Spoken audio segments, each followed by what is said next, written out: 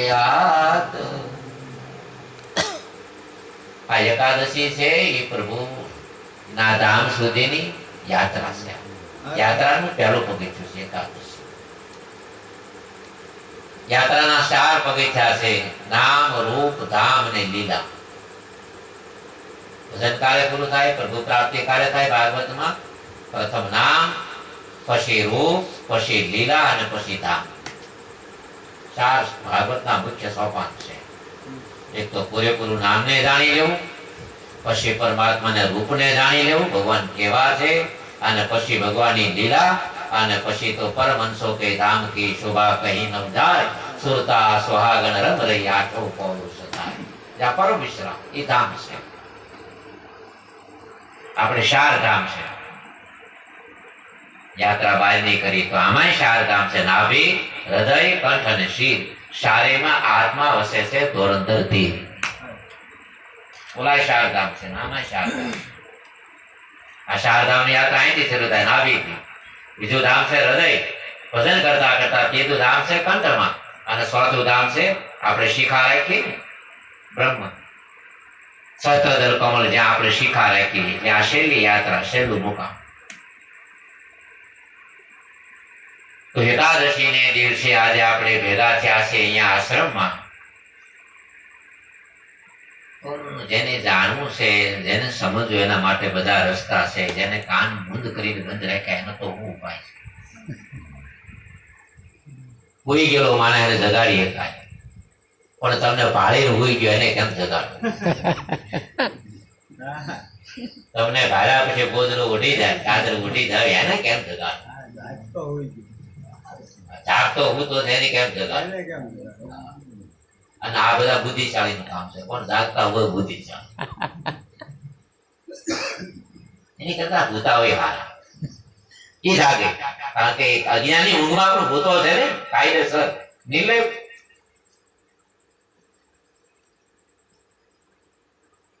એક ગોવામાં 2 દિવસ પહેલા બેઠો હતો. તમે ભાઈ ભેગા ભાઈ ચોકવાના હતા, 2 જણા બેઠા હતા. ત્યાં અમે તો ચાની સામે હોટલ હતી, ત્યાં બેઠા બેઠા વાતો કરતા હતા. ભાઈ અમારી પાસે ઉભા હતા. એ ઘડીક અમારી વાત સાંભળી. પછી મેં દાદા બેહવાની, મને કે બેસવું નથી, મારે કઈ તમારી વાતે સાંભળવી નથી, મારે ચા પીવી છે, મારે કઈ બેહવું નથી. હા, હારો માણા કહેવાય, સજ્જન માણા કહેવાય, સીધો માણસ, સીધી વાત, જેવું છે એવું. એની કરતા બગ કરતા તો કાગ ભલા, 12 ભીતર બે એક. બસ એને અમે 10 રૂપિયા વાળા ભાઈ મારી ભેગા બેઠા, તરત આપી દીધા. ચોકી વાત તો ચોકી. कहते हैं और पढ़ते नहीं, मुख के बड़े दबाव, काला मुंह ले जाएगा वो तो साहिब के दरबार. પહેલી ભૂમિકા ગુરુની સમજવા માટે છે. મહાપુરુષના લક્ષણ છે એમાં ચૈન જાકી પરાપા. જ્યારે જ્યારે બોલે ત્યારે એ ઈશ્વરના બારામાં બોલે, બીજું કોઈ નહીં. માયાની બાદબાકી કરે અને સત્યને સ્થાપિત કરે. મહાપુરુષોની દ્રષ્ટિ કેવી હોય કે આપણને એક લાકડું દેખાય છે, પણ લાકડામાં બીજું કાંઈ આપણને નથી દેખાતું. પણ કોઈ શિલ્પી હોય, કારીગર, તો એ લાકડાની માઇપર ચંદનનું લાકડું હોય, સુખડનું હોય, શીશમનું હોય, તેની માઇપર છે મૂર્તિ દેખાય ગણપતિની. ત્યારે તો શિલ્પી એમાંથી ગણપતિ લાકડામાંથી કોતરી નાખે, એમાંથી કોઈ હનુમાનજી બનાવી નાખે, એમાં કોઈ મહાપુરુષની મૂર્તિ કરી નાખે, કોઈ એમાં પક્ષી બનાવી નાખે. એમાં છે તમે જે કલ્પના કરો એ બધા ચિત્રો લાકડામાં પીડ્યા છે,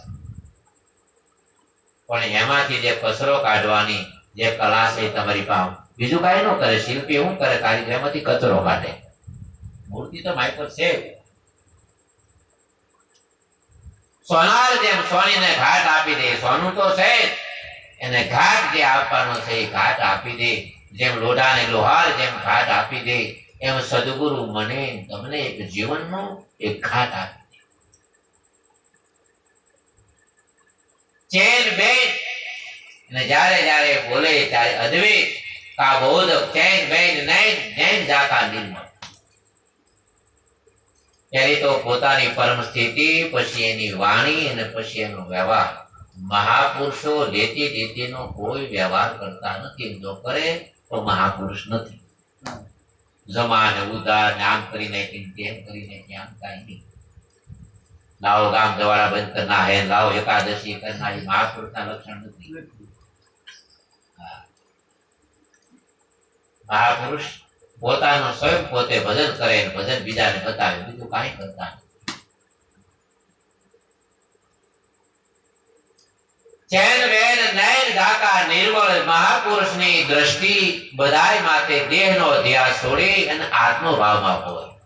આપણી દ્રષ્ટિ જ્ઞાન માથે પડી છે અને મહાપુરુષોની દ્રષ્ટિ તલવાર માથે પડી છે.